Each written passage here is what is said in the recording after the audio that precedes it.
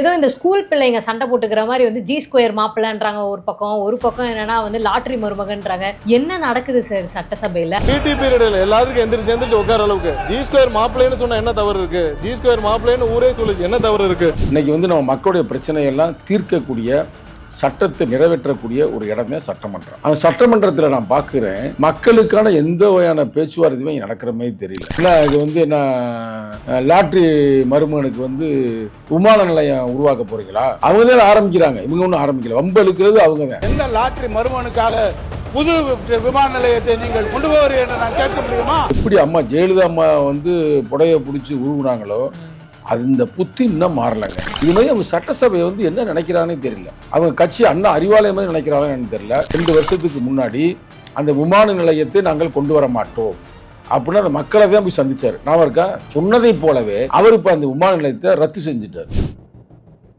இப்போ உண்மையிலே வந்து மற்ற பகுதியை பார்ப்போம். ஏன் இந்த இடத்த க்ளோஸ் பண்ண முக்கியம்னா, அது உள்ள விவசாய நிலங்கள், விவசாயிகள் பாதிக்கப்படக்கூடாதுல்ல. அது மாதிரி இப்போ வந்து திராவிட முன்னேற்ற கழகத்தை சார்ந்த எல்லாரும் சேர்ந்து அதிமுக சேர்ந்து இப்போ பூரா வந்து வில்லன்கிற மாதிரி ஆகிட்டார். இவர் அங்கே ஹீரோ ஆகிட்டார். தெளிவு வச்சுங்க வெள்ளை பேப்பரில். நிச்சயமாக இந்த திமுக காரர்கள் இன்னும் ஒரு 4-5 நாள் இருக்கு. 4-5 நாள் என்னைக்காவது ஒரு நாள் நிச்சயமாக பிரச்சனை நடக்கும். ஏதோ சங்கி அமைச்சர்னாரு, பாத்ரூம் அமைச்சரா, பவுடர் அமைச்சர், இதெல்லாம் வந்து பேர் வச்சிருந்தாரு. அது மட்டும் இல்லாம அவர் என்ன சொல்றாருன்னா, யாருக்குமே எவன் எந்த தொகுதியிலிருந்து ஜெயிச்சான்னு அவனுக்கே தெரியாது. சங்கி அமைச்சர் இப்ப அவர் ஃபேமஸ் ஆயிட்டாரு. பவுடர் அமைச்சர், பாத்ரூம் அமைச்சர். உண்மையிலே பாத்ரூம்ல போய் 2 மணி நேரம் 3 மணி நேரம் உட்காந்து நீங்க தானே? ஆமா. யாரு அவங்களா உட்காந்துருந்தாங்க பாத்ரூம்குள்ள?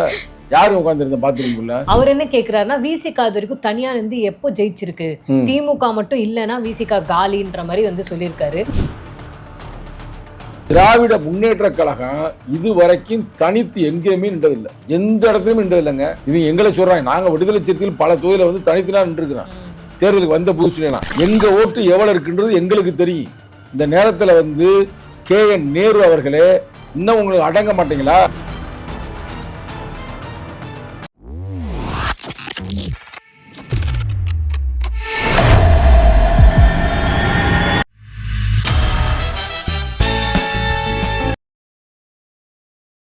யூடியூப் நேயர்கள் அனைவருக்கும் வணக்கம். ஸோ இன்னைக்கு நம்ம மீண்டும் சங்கத்தமிழன் ஐயாவை சந்திச்சு நிறைய இன்ட்ரெஸ்டிங்கான விஷயங்களை வந்து கேட்டு தெரிஞ்சுக்கலாம். வணக்கம் சார், எப்படி இருக்கீங்க? வணக்கம்மா, நல்லா இருக்கிறாம்மா. ஓகே சார், இன்னைக்கு வந்து நான் ஒரு இன்ட்ரெஸ்டிங்கான விஷயத்தோட வந்து வந்திருக்கேன். என்னன்னு பார்த்தீங்கன்னா, ஒரு சட்டசபை அப்படிங்கிறது வந்து எப்படி இருக்கணும் அப்படிங்கிறதே பார்க்குற நாங்களும் மறந்துட்டோம், அங்கே இருக்கிறவங்களும் மறந்துட்டாங்க.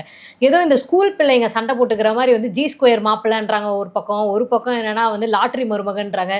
என்ன நடக்குது சார் சட்டசபையில்? அது மட்டும் இல்லாமல் விகடன், ஜூனியர் விகடனில் கூட வந்து போட்டிருந்தாங்க, இந்த மாதிரி வந்து மருமகனுக்கும் மகனுக்கும் சண்டை. என்ன நடக்குது சார்? 2 பேருக்கு மண்டை உடைஞ்சிடாம. உண்மையிலே வந்துமா, இந்த நேரத்தில் வந்து சட்டமன்றம்ன்றது அதுக்குன்னு ஒரு வரலாறு இருக்குது, ஒரு நீண்ட வரலாறு இருக்குது. இன்னைக்கு வந்து நம்ம மக்களுடைய பிரச்சனையெல்லாம் தீர்க்கக்கூடிய, சட்டத்தை நிறைவேற்றக்கூடிய ஒரு இடமே சட்டமன்றம். அந்த சட்டமன்றத்தில் நான் பார்க்குறேன், மக்களுக்கான எந்த வகையான பேச்சுவார்த்தையுமே நடக்கிற மாதிரி தெரியல. உண்மையிலே ஆட்சியாளர்கள், அதாவது ஆட்சியில் இருக்கின்ற விஜய் அவர்கள், உண்மையிலே அவர் மக்கள் நலன் சார்ந்த கருத்துக்களை தான் பதிவு பண்ணுறார். நம்ம பார்க்குறோம், அவர் கூட்டணியில் இருக்கிறக்கா நம்ம சொல்லலை, லைவ் நம்மளும் பார்க்குறோம்ல. ஆனால் இந்த ஆப்போசிட்டில் உட்கார்ந்துருக்கிற திமுக காரர்கள் எப்படி அம்மா ஜெயலலிதா அம்மா வந்து புடைய பிடிச்சி உருவுனாங்களோ அது இந்த புத்தி இன்னும் மாறலைங்க. அதே மாதிரி ஸ்டாலின் ஒரு முறை வந்து நீ அடிச்சிட்டான்னு சட்டையெல்லாம் திறந்து போட்டு வந்தார், நான் அவருக்கு போன முறை. இது மாதிரி அவங்க சட்டசபையை வந்து என்ன நினைக்கிறானே தெரியல. அவங்க கட்சி அண்ணா அறிவாலயம் மாதிரி நினைக்கிறாங்கன்னு தெரியல, இல்லை திமுகவுடைய ஏதோ திமுக மட்டுமே செயல்படக்கூடிய சட்டமன்றமானு நினைக்கிறான்னு தெரியல. அங்கே வந்து மக்கள் பிரச்சனையை அவங்க சொல்கிறாங்கன்னா, அந்த மக்கள் பிரச்சனைக்கான என்ன தீர்வு, அது உண்மையிலே மக்கள் பிரச்சனை சார்ந்ததா இல்லை, இதைத்தானே அவங்க பேசணும். ஒருத்தர் சொல்கிறார், சம்மந்தமே இல்லாமல் சொல்கிறாரு, என்ன இது வந்து என்ன லாட்ரி மருமகனுக்கு வந்து விமான நிலையம் உருவாக்க போறீங்களா அப்படின்றாரு. அவங்க தான் ஆரம்பிக்கிறாங்க, இவங்க ஒன்றும் ஆரம்பிக்கல. வம்பு இழுக்கிறது அவங்க தான். எப்பயும் வம்பு இழுக்கிற கட்சி எந்த கட்சினா திமுக தான். அதை நல்லா முறையாக அவங்க செய்கிறாங்க. இவர் வந்து உடனே இங்கேருந்து ஒருத்தர் டஃப் கொடுக்குறாரு, இல்லை உங்கள் மருமகனுக்கா அப்படின்ற மாதிரி அவங்க ஜி ஸ்கொயர் இழுக்கிறாப்புல. ஆக மொத்தம் இது நல்லா பார்த்தீங்களா, இது ரெண்டுமே மக்களுக்கு சம்மந்தப்பட்ட விஷயம் இல்லை. ஜி ஸ்கொயர் என்பது பெரிய பெரிய முதலாளிகள், பணம் படைத்தவர்கள் வாழக்கூடிய பெரிய பங்களாக்கள். அதுக்கு அந்த காசு ஆட்டையை போட்டு அவங்க பண்ணது. இப்போ ஜி ஸ்கொயர் அப்படியே அமைதியாக இருந்துட்டு இப்போ விஜய் கிட்ட ரூட்டை போட்டுக்கிறாங்க, ரூட்ஸ் மூலமாக. மக்களுக்கு புரியும் நான் என்ன சொல்கிறேன்னு. அடுத்து இந்த பக்கத்து நீங்கள் வந்தீங்கன்னா இவரை பற்றி சொல்லும்போது லாட்ரியை பற்றி பேசுகிறாங்க. லாட்ரியில் எது மக்களுக்கு லாபம் இருக்கா? அதான் தமிழ்நாட்டிலே லாட்ரி நிப்பாட்டி வச்சுருக்கிறான். ஆக மொத்தம் இது ரெண்டுமே மக்களுக்கு எந்த வகையான பயனும் இல்லை. அதை பேசி கொண்டிருக்கிறார்கள். சரி, நம்ம விமான நிலையத்துக்கு வருவோம். பரந்தூர் விமான நிலையத்தை வந்து உண்மையிலே இந்த நேரத்தில் நம்ம விஜயை பாராட்டணும். நீ எப்படி நினைக்கிறீங்க? பாராட்டணுமா இல்லையா? கண்டிப்பா. அவர் வந்து என்ன சொன்னார், முதல்ல அவர் வந்து அரசியலுக்கு வந்த பிறகு 2 வருஷத்துக்கு முன்னாடி அந்த விமான நிலையத்தை நாங்கள் கொண்டு வர மாட்டோம் அப்படின்னு அந்த மக்களை தான் போய் சந்திச்சார். நான் இருக்கா சொன்னதை போலவே அவர் இப்போ அந்த விமான நிலையத்தை ரத்து செஞ்சுட்டார். ஓகே, ரத்து செஞ்சுட்டாருன்னா இதோட அது க்ளோஸ் பண்ணது அர்த்தம் இல்லை, அந்த இடத்துல தான் க்ளோஸ் பண்ணியிருக்கிறாங்க. இப்போ உண்மையிலே வந்து மற்ற பகுதியை பார்ப்போம். ஏன் இந்த இடத்த க்ளோஸ் பண்ண முக்கியம்னா அது உள்ள விவசாய நிலங்கள், விவசாயிகள் பாதிக்கப்படக்கூடாதுல்ல. நீங்கள் விமானத்தில் பறக்கிறது ஒரு முக்கியம்தான். தொழில் நகரங்கள் இல்லை தொழில் முன்னேற்றத்தை நம்ம இப்போ வந்து துபாய் போகணும், இல்லை அமெரிக்கா போகணும், லண்டன் போகணும்னா நடந்து போக முடியாது, இல்லை மாட்டு வண்டியில் போக முடியாது, இல்லை கப்பலில் போக முடியாது. எல்லாம் விமானங்கள் தேவை. அப்போ பல மக்கள் தொகை அதிகமாகி கொண்டே இருக்கிறது. இப்போ நம்ம பார்க்க நீங்களே பார்த்துருப்பீங்க. இப்போ நிகழ்காலத்தில் ஏறக்குறைய மதுரைக்கு இப்போ நம்ம ஏன் காரில் போனால் பெட்ரோல் வந்து 5000 ரூபா ஆகுது போகிறதுக்கு மட்டுமே. அதே 4500 டிக்கெட் இருக்கு. இப்போ மேக்ஸிமம் நம்மளால சிங்கிளாக தான் போகிறோம் வண்டியில். அப்போ சிங்கிளாக அவ்வளோ பெரிய வண்டி எடுத்துகிட்டு அங்கே போகிறதுக்கு நம்ம நேராக ஒரு டிக்கெட் எடுத்துகிட்டு போய் இறங்கிட்டோம்னா அங்கே ஒரு வண்டியை பிடிச்சி நம்ம வீட்டுக்கு போயிடலாம். திருப்பி அதே குறிப்பிட்ட நேரத்தில் இங்கே வந்துடலாம், ரெஸ்க்கும் குறைச்சி. ஆக மொத்தம் இப்போ வந்து எல்லாருமே ஏறக்குறைய விமானங்களை பயன்படுத்துகிறார்கள். நம்ம கண்ணால் பார்க்குறோம். முந்தின விமான நிலையம்னா பெரிய மிராசுகள் தான் போவாங்க, கரெக்டாக இல்லையா? பணக்காரர்கள் தான் போவாங்க. இப்போ நார்மலாக எல்லாருமே விமானத்தை பயன்படுத்துகிற அளவுக்கு ஆகிப்போச்சு. அப்போ விமான நிலையங்கள் வேணும்ல. அந்த விமான நிலையங்கள் எப்படி இருக்கணும்னா, இப்போ ஒரு எடுத்துக்காட்டுக்காக சொல்கிறேன். துபாயில் வந்து ஏற்கனவே சிட்டிக்குள்ளே ஒரு விமான நிலையம் இருக்குது. டேரா துபாயிலேயே ஒரு விமான நிலையம் வந்து ஷார்ஜா போகிற ரூட்லேயே, ஷார்ஜா என்ட்ரன்ஸ்லேயே விமான நிலையம் இருக்குது. அது முக்கியமான விமான நிலையம். அப்போ அது வந்து அதிகமான பிறகு அவர்கள் வந்து ஏன்னா எக்ஸ்டென்ஷன் பிளேன் எல்லாமே துபாய் போய் தான் போகும். லண்டன், அமெரிக்கா எங்கே நீங்கள் போகிறாருன்னா துபாய் போகணும். அதான் கனெக்டிங் பிளேட், கனெக்டிங் ஏர்போர்ட்னு போட்டு சொல்லுவாங்க. அப்புறம் அங்கே வந்து இன்னொரு ஏர்போர்ட் கட்டினாங்க. அங்கே உள்ளே நம்ம வந்து சிவில் இன்ஜினியர் வேலையெல்லாம் பண்ணியிருக்கிறோம். அது என்னென்னா ஊருக்கு அவுட்டரில் போய் கட்டினாங்க. அங்கே வந்து எந்த வகையான பாதிப்பும் இல்லாமல், நகரங்களை எந்த பாதிப்பும் இல்லாமல் கட்டினாங்க. அது மாதிரி உங்களுக்கு நகரத்தை விட்டு இந்த பரந்தூர் அப்படின்றத வந்து ஏறக்குறைய அது வந்து நல்ல விவசாய நிலங்கங்க. அதிகமான விவசாயிகள் அங்கே வாழ்ந்து கொண்டு இருக்கிறார்கள். அதை வந்து நீ எடுக்கும்போது அவங்களுக்கு கோவம் வருமா வராதா? அப்போ நீ கண்டுபிடி இடங்களை. அவர் சொல்கிறாரு, அந்த பழைய அமைச்சர் சொல்கிறாரு, ஏஐ வந்து ரிப்போர்ட் கொடுக்கல, அதாவது ஏர்போர்ட் அத்தாரிட்டி வந்து எங்களுக்கு பெர்மிஷன் கொடுக்கல அப்படின்ற மாதிரி அவர் சொல்கிறாரு. அவர் சொல்லட்டும், ஒன்றும் பிரச்சனை இல்லை. நான் என்ன சொல்கிறேன்னா, பொதுமக்கள் பாதிக்காத அளவுக்கு ஒரு திட்டத்தை கொண்டு வரணும். அப்போ நீங்கள் என்ன கேட்கணும், ஏங்க உங்கள் திட்டத்தை வந்து நீங்கள் நிப்பாட்டினீங்க, என்ன காரணம்? நீங்கள் இப்போ அடுத்த இடத்த நீங்கள் வந்து ஏற்பாடு பண்ணிட்டீங்களா, எவ்வளோ நாட்களுக்குள் நீங்கள் பண்ணுவீங்க? கேட்குற கேள்வி கரெக்டாக? சரி, இப்போ நீங்கள் கேன்சல் பண்ணிட்டீங்க, ஓகே, இது எங்கள் திட்டம்ன்றதை கேன்சல் பண்ணீங்களா, இல்லை மக்கள் பிரச்சனையை கேன்சல் பண்ணீங்களா அப்படின்னு கேளுங்க கேள்வி. இதை விட்டுப்பட்டு கேள்வி கேட்குறது என்ன சொல்கிறாருன்னா, லாட்ரி சீட்டு மருமகனுக்கு புதிய விமான நிலையம் கட்ட போகிறீங்களா? எவ்வளோ ஒரு பைத்தியக்காரத்தனமான பேச்சு. சரி, சட்டமன்றத்துக்குலாம் இப்படி பேசுகிறாங்கன்னா வெளியிலேயும் அதே பேச்சு தான் பேசுகிறாங்க, காலித்தனமான பேச்சு பேசுகிறாங்க. அதுக்கு தான் இப்போ பாருங்கள் என்ன பிரச்சனை. ஜூனியர் விடன்லேயே போட்டுருக்குறாங்க. ஜூனியர் விடனில் போட்டால் ஏறக்குறைய அது உண்மையாக தான் இருக்கும். என்னென்னா இவர் ஸ்டாலின் இருக்கார்ல, அவர் பெரிய தலைவலியில் இருக்காராம். அக்கா துர்காவும் பெரிய தலைவலியில் இருக்காங்க. என்னென்னா தாம் சொந்த மகனுக்கும் சொந்த மருமகனுக்கும் அடிதடி சண்டையா. உண்மையானதுங்க, சிரிக்கிறீங்க நீங்கள். பயங்கர வந்து பிரச்சனை ஆயிடுச்சு. அவங்க என்ன யாருக்கு சப்போர்ட் பண்ணுறது? மகனுக்கு சப்போர்ட் பண்ணுறதா, மருமகனுக்கு சப்போர்ட் பண்ணுறதா? அந்த ரேஞ்சில் போய்கிட்டு இருக்குது. அப்போ என்ன காரணம்? நல்லா யோசித்து பாருங்கள். அப்போ என்ன காரணம்னா, மருமகன் சொல்கிறாரு, நான் ஆரம்பத்திலே சொன்னேன் விஜய் வந்து ஸ்ட்ராங்காக வந்துக்கிட்டு இருக்கிறாரு, விஜய்க்கு வந்து நம்ம எதிர்வினை ஒழுங்கு ஆற்றணும்னு. ஆனால் அவங்க சொன்னாங்களாம் மகன், அதெல்லாம் விஜய்லாம் ஒரு ஆள் இல்லை, விஜய்க்கெல்லாம் ஆள் யார் ஓட்டு போட மாட்டாங்க அப்படின்னு சொன்னார். இப்போ வந்து ஓப்பனாக பேசுகிறாரு. நேற்று இரவு வந்து சண்டையா, பெரும் பிரச்சனையா ஜூனியர் விடன். இன்றைக்கி இப்போ நம்ம பேசிக்கொண்டு இந்த தருணத்தில் இப்போ ஜூனியர் விடனில் எல்லா பேரும் போட்டுருக்குறாங்க. அப்போ இதில் வந்து இவங்களுக்கு புத்தி பூரா இப்போ என்ன இருக்குன்னா, ஆட்சியை நம்பி தான் இருக்குது. அதனால் நீ அதை பாருங்க, மக்களுக்கு சேவை செய்கிற மேட்டர் இல்லை. ஆஹா ஆட்சி போயிடுச்சு, ஆஹா விஜய்லாம் ஆட்சிக்கு வந்துட்டாரு அப்படின்ற அந்த மனதில் அவர்கள் பேசுகிறார்கள். அது தப்பு. நீங்கள் பையன் எதிர்கட்சியாக இருந்து வேலை பார்க்க மாட்டீங்களா? ஒரு எதிர்கட்சியாக இருந்து நேர்மையாக மக்கள் பிரச்சனையை பேசுங்க. மக்கள் பிரச்சனை தாங்கள் நேர்மையாக பேசினால் மக்கள் உங்களை தேர்ந்தெடுப்பதற்கு வாய்ப்பு இருக்கிறது. அப்போ இது மாதிரி பல பிரச்சனைகள் நடந்துக்கிட்டு இருக்குங்க. நீங்கள் சொன்னதே உங்கள் பள்ளிக்கூடம் மாதிரி இல்லை உங்கள் காலேஜ் மாதிரி அங்கே எப்படி அடிதடி சண்டைகள் நடக்குமோ அது மாதிரி இவர்கள் செயல்படுகிறார்கள். ஆகையால் சட்டமன்றத்துடைய அந்த மாண்பை மதித்து மக்களை மதித்து நீங்கள் இனிமேல் நேர்மையாக செயல்பட வேண்டும் என்று நான் கேட்டுக்கொள்கிறேன். முதல்வர் எந்திரிச்சு பேசுகிறாரு. பழைய முதல்வர் பழனிசாமி உடனே மக்களே விரட்டி விட்டாங்கல்ல, ஜடையில கிராஸ் பண்ணிட்டே பேசாத அப்படின்ற மாதிரி வர்றாரு. சமாதானம் அழகாக டீல் பண்ணுறாரு. அமைதியாக இருங்க உட்காருங்கனாலும் கேட்க மாட்டுறாரு. இவர்களால் ஏற்றுக்கொள்ள முடியலங்க விஜயை. வேற ஒன்றுமே இல்லை. விஜய்க்கு வந்து இன்னொன்று சொன்னால் நீங்கள் ரொம்ப அதிர்ச்சியாக இருவீங்க. நீங்கள் எப்படி நினைக்கிறீங்க இல்லை. இப்போ வந்து விஜய் படத்தை நடிக்கிறது இல்லை, அதனால இப்போ லைவ் போட்டாங்க.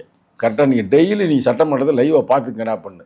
இப்போ என்ன ஆகி போச்சு, இவங்க ஃபுல்லாக ஆக்டிங் பண்ண ஆரம்பிச்சிட்டாங்க. இவங்க பேசி பேசி படத்தில் வரணும்டா பண்ணும்போது இப்போ வில்லன் ஆகிட்டாங்க. படத்தை சினிமா படத்தில் மாதிரி ஆகி போச்சு. நீ இந்த படம் வந்து ஜனநாயகில் பல வில்லன் இருப்பாங்க பார்த்தீங்களா, அது மாதிரி இப்போ வந்து திராவிட முன்னேற்ற கழகத்தை சார்ந்த எல்லாரும் சேர்ந்து அதிமுக சேர்ந்து இப்போ பூரா வந்து வில்லன்கிற மாதிரி ஆகிட்டார். இவர் அங்கேயும் ஹீரோ ஆகிட்டார். அதில் வந்து எங்கள் அமைச்சர் இருக்கார் பார்த்தி வன்னியரசு, அவர் முக்கியமான ஒரு குணச்சித்திர ஆக்டர் ஆகிட்டார். அவர் தெளிவாக கேள்வி கேட்டுக்கிறாப்புல, பயங்கரமாக பரபரப்பாக கேள்வி வைக்கிறாப்புல. அது ஒரு பெரிய இதாக போய்கிட்டு இருக்கு. அதனால் நீ இப்படியே போனீங்கன்னா உங்கள் பேர் தான் கெடும். இப்போ மக்கள் எல்லாம் லைவில் பார்க்குறாங்க, அது கத்துறான், ஐயோ ரீலாக போட்டு எங்களை கேவலப்படுத்துகிறாங்க, போடாதீங்க போடாதீங்க அப்படின்னு. அது மட்டும் இல்லாமல் இவர் வர்றதுக்கு பயப்படுறாராம். யார்? உதயநிதி ஸ்டாலின். என்னை வச்சு ரொம்ப செய்கிறாங்க, உள்ளே வச்சு ரீலாக போட்டு ரொம்ப அசிங்கப்படுத்துகிறாங்க. வரல, இன்னைக்கு வரல தெரியுமா உங்களுக்கு? இன்னைக்கு வரல, நல்லா போய் பாருங்களேன், திறந்து பாருங்கள். லைவில் பார்த்தேன், ஆளை காண. அவங்க அப்பாவோட சண்டை நான் போக மாட்டேன் அப்படின்ட்டாப்புல. இந்த பள்ளிக்கூடத்து சின்ன பிள்ளை வந்து அடம் பிடிக்கும் பார்த்துருக்கீங்களா? நான் பள்ளிக்கூடத்தில் போக மாட்டேன் அப்படின்னு சொல்லுவாங்க. அது மாதிரி நான் என்னை வந்து உள்ளே கொண்டு போனால் என்னை வச்சு செய்கிறாங்க, ரொம்ப எனக்கு கஷ்டமாக இருக்கு, அதனால் நான் வரலை அப்படின்ட்டாரான். ஆனால் ஆள் வரலை. அதான் இங்கே இருக்கிற ஒரு பெரிய பிரச்சனை. அப்புறம் ஒன்று கேட்டுக்குங்க, இது நான் அந்த கோபத்தில் வெளியில் பேசுகிறாப்புல உதயநிதி என்ன பேசுகிறாரு, எங்கள் அப்பாவை தோக்க வச்சுட்டீங்க, கோபமாக இருப்பேன் என்று அவர் நினைப்பார், எனக்கு அவர் மேல் கோபம் இல்லை, அவர் மேல் வருத்தம் தான் இருக்குது அப்படின்றாரு. இந்த வருத்தத்தை இப்ப பண்ணி என்ன பண்றது? அவர் மேல வருத்தம்ங்கறாரு, அந்த மாவட்டத்துக்கு மேல உரிமைன்றாரு, என்னென்னவோ சொல்றாரு. வெளியில குழம்பி போயிட்டாரு அவர் பாவம். இந்த வடிவேலுக்காக ரொம்ப மக்களையும் குழப்பி அவரும் குழம்பி கொண்டு இருக்கிறார். என்னோட கருத்து என்னன்னா, நீங்க நேர்மையா மக்களுக்கு பணியாற்றினீர்கள் என்றால் மக்கள் உங்களை தேர்ந்தெடுப்பார்கள். நீங்க மக்களை வந்து நீங்க வந்து ஒரு பொருட்டா மதிக்காம இப்ப அதே தப்பு தான் பண்றீங்க. இப்போ உங்களுக்கு லைவ்ல பூரா போய்கிட்டு இருக்கு நீங்க பண்ற அட்டூழியம் எல்லாமே. எல்லாம் டக்கு டக்குன்னு எந்திரிச்சிடறாங்க பாருங்களேன், எந்திரித்து விடுகிறார்கள். அதுவும் சட்டமன்ற உறுப்பினர் அமையும் பேசக்கூடாது, டக்குன்னு எந்திரிச்சிடறாங்க. எதுக்கு எடுத்தாலும் அதுக்கு ஒரு அமைச்சரே சொல்றாரு, இது என்ன ஸ்கூல் அங்கே சும்மா எந்திரிச்சு உட்காருங்க ஒரே இடத்துல, பிடி பீரியட் இல்லை அப்படின்ற அந்த அளவுக்கு ரொம்ப இதாக நீங்கள் பார்த்துருப்பீங்களோ? பார்த்தீங்களோ? அப்போ எல்லாம் லைவ் பார்க்குறீங்க. இப்போ விஜய் படத்தில் நடிக்காத அளவுக்கு நீங்கள் பூரா இந்த லைவை பார்த்துட்டு இருக்கிறீங்க. ஆனால் விஜய் நல்லா பர்ஃபார்ம் பண்ணுறாரு. தேவையில்லாமல் பேச்சுலாம் இல்லை, கரெக்டாக தேவையான பேச்சு மட்டும் பேசி கொண்டிருக்கிறார். இன்னமும் வந்து மக்களுக்கான மேட்டர்களை செய்யணும். அப்போ யாராவது தடை செய்தால் அதை பேசுகிற குறுக்கிட்டால் அவர் வெளியே அனுப்பிடுங்க, சஸ்பெண்ட் பண்ணுங்க, மக்களுக்கான வேலையை செய்யுங்க. அதே முக்கியம். ஏன்னா இப்போ நீங்கள் முதல் இப்போ சட்டமன்றத்தில் வந்திருக்கிறீங்க, அதனால் உங்களை வந்து கெடுப்பதற்கு உங்களுக்கு திசை இருப்பதற்கு நான் நல்லா சொல்ல நிச்சயம் சண்டை போடுவாங்க பாருங்கள். எழுதி வச்சுங்க வெள்ளை பேப்பரில். நிச்சயமாக இந்த திமுக காரர்கள் இன்னும் ஒரு 4-5 நாள் இருக்குது. 4-5 நாளில் என்னைக்காவது ஒரு நாள் நிச்சயமாக பிரச்சனை நடக்கும். எப்படி அவளை கணிக்கிறேன் நீ அப்புறம் பார்ப்பீங்க. ஏன்னா அவங்க திட்டமே என்னன்னா, எதையாவது ஒன்று செய்யணும், குழப்பத்தை உருவாக்கணும் அப்படின்ற திட்டத்தில் திருகிறார்கள். இவ்வளோ பேசியிருக்காரு. ஆனால் நீங்கள் சொல்கிறீங்களா உதயநிதி வந்து அங்கே வரல, நீங்கள் சொன்ன மாதிரி வெளில வந்துட்டு நிறைய நீங்கள் அமைச்சர்களுக்கெல்லாம் பயங்கரமாக பட்ட பேர்லாம் வச்சு கலாய்ச்சிட்டு இருந்தாரு. நிறைய பேர் ஏதோ சங்கி அமைச்சர்னாரு, பாத்ரூம் அமைச்சரான், பவுடர் அமைச்சர், இதெல்லாம் வந்து பேர் வச்சுருந்தாரு. அது மட்டும் இல்லாமல் அவர் என்ன சொல்கிறாருன்னா, யாருக்குமே எவன் எந்த தொகுதியிலேருந்து ஜெயிச்சான்னு அவனுக்கே தெரியாது, எந்த தொகுதியில் அவன் சம்மந்தமே இல்லாமல் வேறு ஏதோ ஒரு தொகுதிக்கு போய் நன்றி சொல்லிட்டு இருக்காங்க, நம்ம முதலமைச்சருக்கே ஃபஸ்ட் யார் யார் எந்தெந்த இதில் ஜெயிச்சாங்கன்னு தெரியாது, அப்படி தான் இந்த நிலைமை இருக்குது அப்படின்றாரு. அப்புறம் நிறைய இடத்துல அவர் என்ன விஷயம் கேட்குறாருன்னா, இவர் முதலமைச்சர் ஆரம்பத்தில் என்ன சொன்னாங்க, டிஎம்கே வந்து ஃபுல்லாக கஜனாவை தொடச்சி எடுத்துகிட்டு போயிட்டாங்க, கவர்மெண்ட்டை காசே இல்லைன்னு சொன்னார். இப்போ எல்லா எம்எல்ஏக்கும் கார் வாங்கி கொடுக்கறதுக்கு இவருக்கு எங்கே இருந்துச்சு காசுன்னு சொல்லி கேட்குறாரு. இந்த கேள்விகளுக்கெல்லாம் உங்ககிட்ட ஏதாவது பதில் இருக்கா சார்? உறுதியாக இருக்குது. அதாவது நீங்கள் என்ன சொல்கிறீங்கன்னா, முதல்வருக்கே எந்த தொகுதினே தெரியாது அப்படின்றாரு. முதல்ல வந்து உங்கள் அப்பாவே எந்த தொகுதியும் தெரியாமல் காலி பண்ணிட்டாங்க, கரெக்டாக? முதல்ல அதை பேசுங்க, நம்பர் 1. இன்னொன்று, இவங்களுக்கு யாருக்கு எந்த இதுன்னு மக்களையும் தெரியாதுன்றாங்க. உங்களை தாங்க மக்களுக்கு தெரியாமல் போயிடுச்சு. இப்போ உங்களை மக்கள் தெரிந்திருந்தால் உங்களை தேர்ந்தெடுத்திருப்பாங்கல்ல. ஏன் உங்களை பூரா பல பேர் திறந்துட்டு வேறு 50 தான் வெற்றி பெற்றிருக்கிறீங்க? இந்த வெற்றி பெற்றது எப்படி? விடுதலை சிறுத்தைனால தான், கம்யூனிஸ்ட்னால தான், காங்கிரஸ்னால தான், சட்டசபையில் பேசுகிறாங்கல்ல. அதனால் வந்து இவர்கள் வந்து முறையான கேள்விகளை தான் கேட்கணுமே தவிர பட்டப்பேரை வச்சு நீங்கள் அழைக்கக்கூடாது. அப்போ இப்படி பார்த்தா நான் பேசுகிற பட்டப்பேரை இவர் இருக்காரு பாருங்க, யார்? அதிமுகவுடைய தலைவர் இருக்கிறார்ல, எடப்பாடி பழனிசாமி. அவர் என்ன தெரியுமா சொன்னார் உதயநிதி ஸ்டாலினை பார்த்து? கேட்டிங்களா எப்பயாவது? பால்டாயில் பையன் அப்படின்னாரு. நானே நினச்சேன் அப்படிலாம் சொல்கிறாரு. இவர் என்ன சொன்னார்? இவர் வந்து ஊர்ந்து ஊர்ந்து வருவார் அப்படிலாம் கேவலப்படுத்தினாங்க. அது இப்போ அவங்க பூரா நட்பாயிட்டாங்க. அப்போ தேவையில்லைன்னா ஏதாவது பட்டப்பேர் பேசுறது. பட்டப்பேர் வைக்கக்கூடாது. மக்களால் தேர்ந்தெடுக்கப்பட்டிருக்கிறார்கள் அந்த அமைச்சர்கள். நீங்கள் அந்த அமைச்சரை கேவலப்படுத்தி நீங்கள் உண்மையிலே பாத்ரூமில் போய் 2 மணி நேரம் 3 மணி நேரம் உட்காந்து நீங்கள் தானே? யார் அவங்களா உட்காந்துருந்தாங்க பாத்ரூமுக்குள்ளே? யாரும் உட்காந்துருந்தா பாத்ரூமுக்குள்ளே? அவர் தானே ஸ்டாலின், உதயநிதி ஸ்டாலின் தான் உட்காந்துருந்தார். உட்காந்துட்டு எல்லாரும் ஃபோன் பண்ணி வர சொல்ல, ஐயோ என்னை பிடிச்சி கொண்டு போக போகிறாங்க, என்ன பண்ண போகிறாங்கன்னு தெரியல, அதனால் எல்லாரும் வாருங்கள் வாருங்கள் அப்படின்னு சொன்னதே அவர் தான். அதனால் வந்து நான் பட்டப்பேர் வைக்கல. உண்மையான பட்டப்பேர் பாத்ரூம் அப்படின்னா அது அவரைத்தான் சாருமே தவிர மற்ற யாரையும் சாராது. அதனால் நான் சொல்லலை, பால்டாயின் கூட அவர் தான் சொன்னார். அதனால் நீங்கள் வந்து மற்றவங்களுக்கு பட்டப்பேர் வைப்பதை விட நீங்கள் வந்து மக்களுக்கு வந்து பாடுபட வேண்டும். இதுதான் நம்ம கருத்து. அதை விட்டுப்பட்டு சும்மா சம்மந்தம் இல்லாமல் பேசுகிறாங்க, எந்த இதுவுமே இல்லாமல்.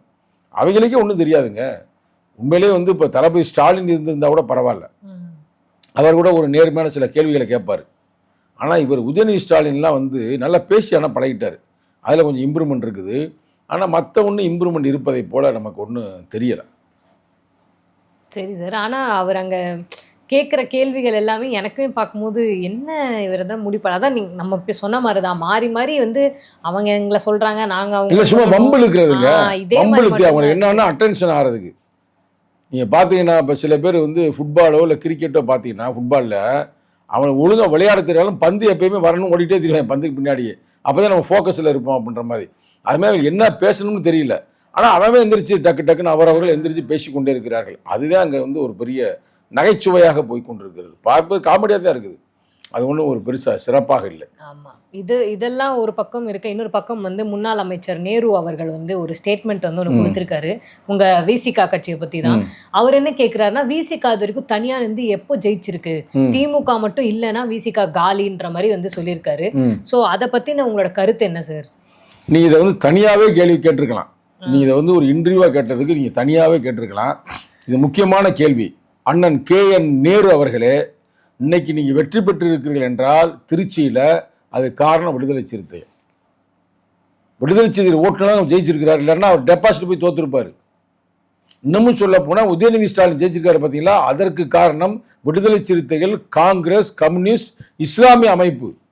அவர் தொழில வந்து இஸ்லாமிய ரொம்ப அதிகம். அந்த ஓட்டுலாம் போட்டனால நீங்கள் ஜெயிச்சிருக்கிறீங்க. உங்களுக்கு தைரியம் இருந்தால், தில் இருந்தால் ஒரு முறையாவது நீ தனிச்சு நில்லுங்க பார்ப்போம்.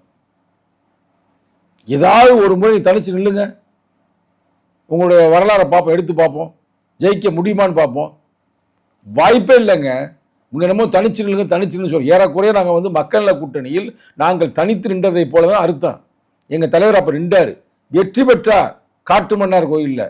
ஆனால் ஜெயலலிதா அம்மையார் கோவப்பட்டு, ஏன்னா அந்த அம்மா முதல்வர் ஆகிட்டாங்க, இவங்க எண்ணிக்கிட்டே இருக்கிறாங்க. அப்போ வந்து என்னையை எதிர்த்து நீங்கள் ஒரு ப்ரொஃபஸர் நிப்பாட்டினீங்க, பல்கலைக்கழகத்து துணைவேந்தர், அந்த அம்மா பேர் நல்ல பேர், ஒரு பெண்மகள் தான், அவங்கள வந்து நிப்பாட்டினீங்க. அப்போ வந்து டிவியில் போட்டாங்க, இந்த போட்டு ஜெயலலிதா படிப்பு, இந்த போட்டு அந்த ப்ரொஃபஸர் அம்மா. இப்போ கூட அந்த அம்மா இறந்து போயிட்டாங்க. அவங்க என்ன அந்த நல்ல ஒரு பல்கலைக்கழகத்துடைய வேந்தர். அவங்க அந்த கோபத்தில் எங்கள் தலைவர் வந்து ஒரு 48 ஓட்டு வித்தியாசத்தில், 48 89 ஓட்டு வித்தியாசத்தில் தோத்தராகவே அறிவித்தார்கள். எங்கள் செல்வாக்கு எங்களுக்கு தெரியும், நீங்கள் எங்களுக்கு விளக்கம் கொடுக்கணும்னு தேவையில்லை. ஆனால் ஒன்று சொல்லிடுறேன், பேராசிரியர் வசந்தி தேவி, அது ஒரு பதில் போகிறாங்க டிவியில். வசந்தி தேவி டாக்டர், அவங்க எவ்வளோ படிச்சிருப்பாங்க யோசித்து பாருங்க. இந்த படி ஜெயலலிதா அம்மையார் சினிமா இதை போடுறேன். அந்த கோபத்தில் எங்கள் தலைவரை வந்து காட்டுமன்னார் கோவிலில் 89 ஓட்டு வித்தியாசத்தில் தோற்று விட்டதாக அறிவித்து விட்டார். இது எல்லாருக்குமே தெரியும். அப்போ நாங்கள் வந்து அப்பே தனித்திருந்து வெற்றி பெற்றதுக்கு அர்த்தம். எங்கள் ஓட்டு எவ்வளோ இருக்குன்றது எங்களுக்கு தெரியும். இந்த நேரத்தில் வந்து KN நேரு அவர்களே, இன்னும் உங்களுக்கு அடங்க மாட்டீங்களா? நீங்கள் தோற்று போனதுக்கு உங்கள் தலைவர் தோற்று போன காரணமே விடுதலை சிறுத்தைகள். அந்த தேர்தல் ஓட்டு எண்ணிக்கொண்டிருக்கும் பொழுது ஃபர்ஸ்ட் ரவுண்ட்லேயே நான் போட்டேன், எடுத்து பாருங்க ஃபேஸ்புக்கில். மு.க. ஸ்டாலின் ஜெயிப்பதற்கு வெற்றியை காரணம் வாய்ப்பே இல்லைன்னு போட்டேன். ஏன்னா எனக்கு முன்னாடியே தெரியும், எனக்கு ரிப்போர்ட் வந்துச்சு. ஏன்னா அவர்கள் வந்து தலித்து மக்களுக்கு எதிர்ப்பாக இருந்தார்கள்.